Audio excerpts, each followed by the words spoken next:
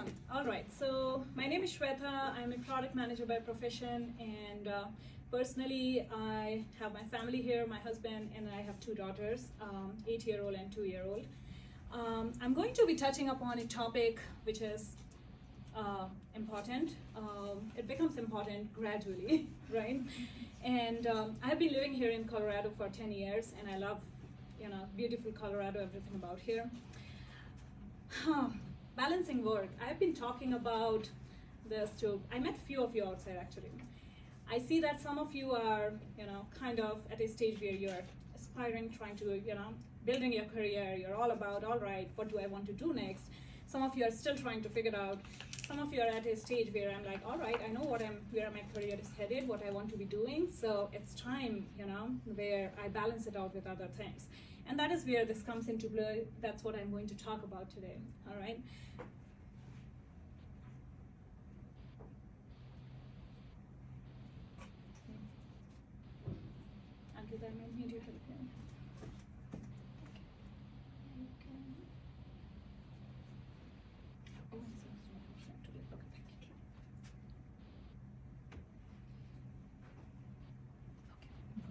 It worked.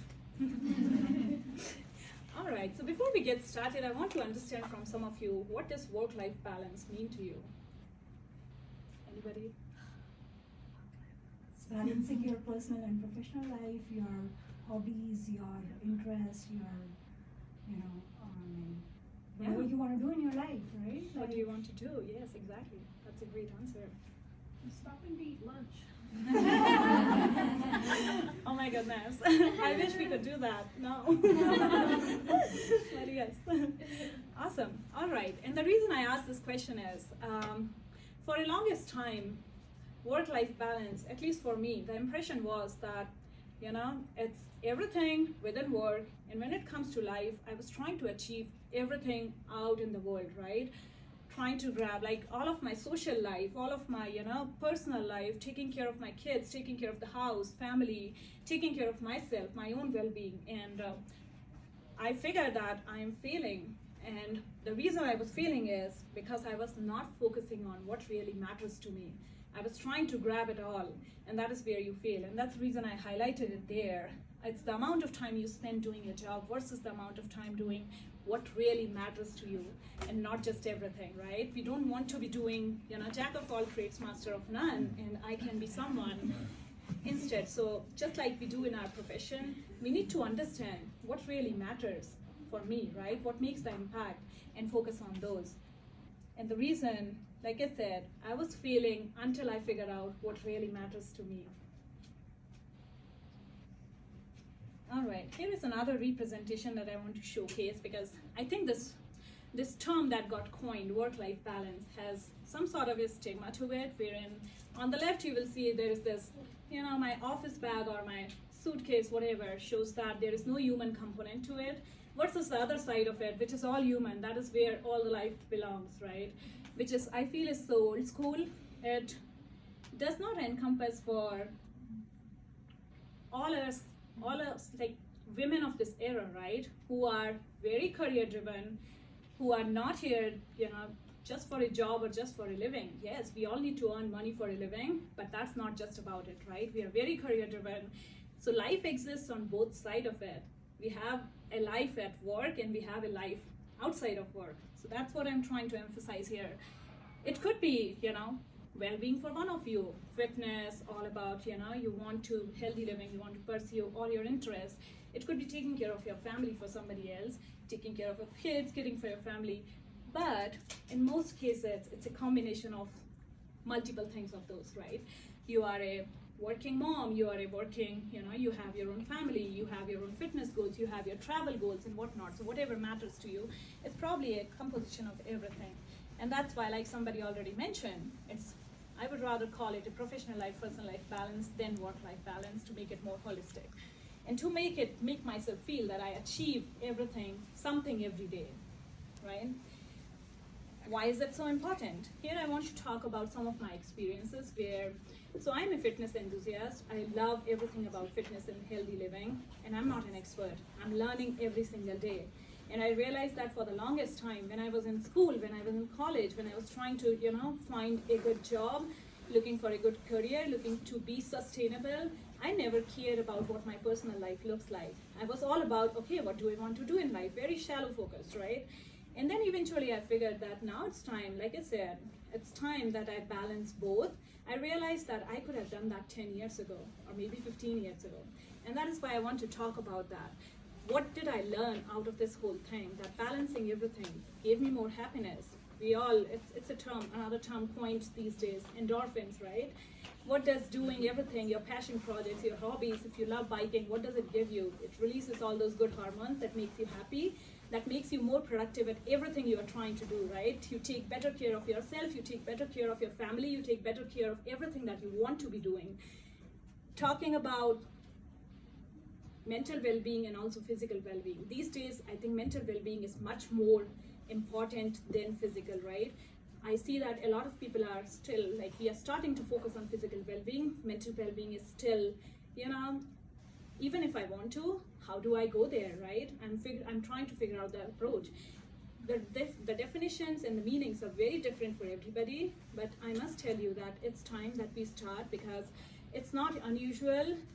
It used to be unusual some 10-15 years ago, but you would hear like youngsters getting cardiac arrest and whatnot. We don't want to talk about the negatives, but for the positive side of it, we need to be taking care of ourselves to be able to give back to your family, your community, or whatsoever your passions are, right?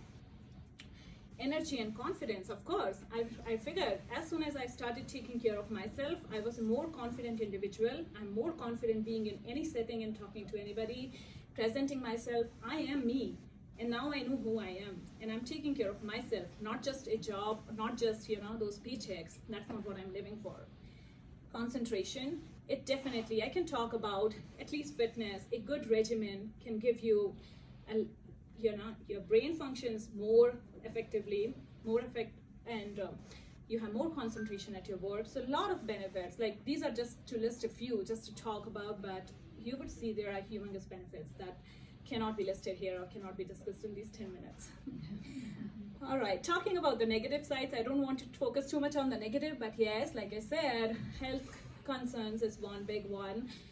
I have figured out that I was really unproductive when I was not able to balance out my own life. When I was giving it all, when my life was all about, I'm working and then I'm at home, taking care of my family, taking care of, needs for everybody else, but myself, I wasn't productive. I wasn't happy doing that. So I was just, dragging myself on. Fatigue, being unhappy, lack of sleep, anxiety, these are all symptoms. And these are all kind of the wake-up calls where you should realize that something needs to change. What that something is, you will need to figure out. And how to make it happen, eventually, once we get started on that path, I had my own, I failed numerous times. I failed like in last 5 years or last 10 years. I have been trying to embark on a journey. It's not that I don't fail. I fail every single, day, week, month. There are hiccups, but then now I have learned to get back on, to make it a habit, to come back on and not leave it in a silo. So that is my focus. And I really encourage you. I see most of you are probably already taking care of yourselves, but if you are not, please spend some time. Even when you're hunting a job, this is important. Spend 2 hours for yourself. You will thank yourself 10 years later from today. All right, how to achieve this balance? The first part is something that's not really, I'll put it all out here just to avoid clicking too many times. All right, nothing new there. Goal setting, we have learned it all numerous times in school, even at our work, right? We get these presentations every now and then. Nobody loves them, but sorry, I'm here again. With a different flavor though. All I want to say is, whatever you apply at work, those are the same principles you basically need to apply in your personal life, right? We focus so much on goal setting, like every year they come to you, oh, what are your goals for this year? Try to do that for yourself. And I think we all try to do that every January 1st or every end of December, where we have those resolutions, right? So how do we make them happen, make them work, right? So the key here is to set measurable goals. Like, don't just have a goal. I want a healthy living. What does that mean? Make it measurable. Like maybe, for me it was, after my second kiddo, my goal was to reduce, say, 20 or 40 pounds in a year. So that becomes measurable, right? Then I was able to track it down to my monthly, weekly, and daily goal. What does that really mean to me? How do I eat to make it happen? How much do I work out to make it happen? So I'm focused on fitness because that is my passion project, but this really applies to anything and everything you're trying to do here, is right? Break them into sizable chunks. Breaking them would help you enormously. Like, you won't feel like I have missed the whole train. You will realize, oh, I missed 1 week, but I still have 51 more to go, right? So there's always a tomorrow, a better tomorrow. Have the solution mindset. I mentioned this here because, so giving a personal example, I live at a place where I don't have any of the gyms close by, or at least close enough where I can hit them every day with my kids and with my routine and everything. So I decided to start working out at home. And it did not magically just happen that, oh, now I'm a pro, I can work out on my own. No. It took me time. I hired personal trainers, I failed, I got knee injury, but I did not give up because I knew that this is the way for me to go, and I really want to get going. I learned the right techniques, I learned the right methods, I used sessions, and then I made it happen. And today I'm very proud to say that for the most part, I'm able to strength train myself, and I can go to the level I want to. So have a solution. You will have numerous problems, but if you think about solutions, how do you want to solve for it? That will be and this applies to everything, whatever your hassles or your struggles today are, like from career to professional. This helped me. This has become my cheat sheet for everything. There will be another one coming soon though. All right, how to make your goals sustainable. Now, talking about sustainable, that is where another question. Why do you think this is a research, right? It's a fact. Most people hit the gym first week of January. What is the reason? New Year's motivation. New Year resolution. Somebody said motivation. Exactly. You have that motivation. I want to kill it. What happens by 31st of January? Life happens. You're no more motivated. That's the reason I mentioned it here. Motivation will only take you as far. You should use motivation as a tool to build those habits that are sustainable, habits that you will not break, you will not get out of, okay? Because like your morning routine, imagine you wake up, I have to head to the bathroom, I'll be brushing my teeth, I'll be doing this, I'll floss, and then I go downstairs, grab a glass of water. You don't use your brain for that because that is habit. That's what you're doing every morning. So you have to use your motivation to push you until it becomes that habit where you do not miss it no matter what. I am into a routine where I wake up at 4:45 every single morning, and it just happens. At times I wake up at 4:43 and I try to snooze it for 2 minutes. It does not work, but the key being that you get into that mode, you get into the habit. You will fail. I still fail, Weekends put me off, vacations put me off, but then I always hit back with the same push towards the same goal, and I make it happen because I know that this is the only hour I have in the day. My kids wake up at 6 a.m. in the morning for school. If I don't do it in this first hour, I'm not doing it all day long. So knowing that gives me that push. So these are some wonderful books I have mentioned over here. These have helped me a ton. I have read them over and over again. They have some very good techniques. I try them, I conquer one, I get back to it. I have a problem, I read, and I find some solution in there. There are many more if you read some self-help improvement books, but these are the ones that I swear by. I have copies of these. They are all red, blue, and pink everywhere, and my daughter hates it, but they really do help me. All right, so how do you build habits? They will tell you, but at the same time, consistency. The only key is to repeat. There will be breaks, but you're disciplined. Forgive yourself for the mistakes you have made and come back after a day, after a few days, after a week, but please do come back and try again, start all over again, right? That is where it says progress over perfection. I have been a perfectionist all my life, and this is the biggest mistake I was making. I was waiting for that perfect day, for that perfect time where everything is like the time is waiting for me. Oh, come hit me now. It will never happen, right? So you have to focus on making that little progress, overreaching that one perfect goal. So break it into sizable chunks. And I hope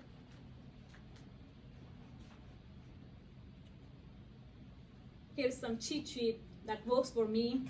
This will help you too. Wake up early. I know a lot of people ask me, how do you do that? I just cannot wake up early. So maybe you're not a morning person. Try, because there's enormous research about being able to wake up early and being able to achieve a lot more. I feel my day is bigger. I have more than 24 hours, which I technically don't, but yeah, it's good to tease the brain.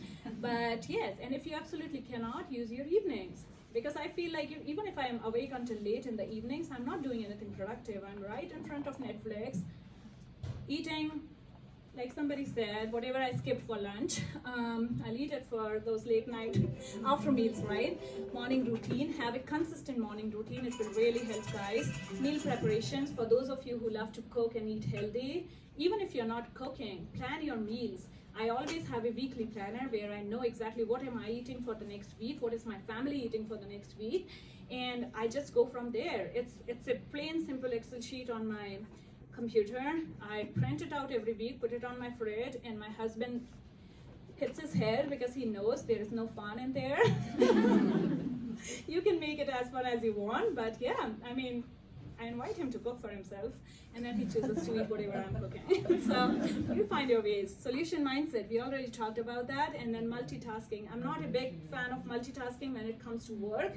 I like to focus on one thing at a time, but when it comes to the chores, I really multitask to the level that, my kids call me crazy mom if I'm in the kitchen. So if you can multitask, I would rather do more things and get rid of them, because they are chores. You don't want to live for chores, right? Get out of there. So get it done. These are just tricks that work for me. You will come up with your own cheat sheet. Maybe you already do. But the message here being, once you have the will, you'll find the way. Thank you so much.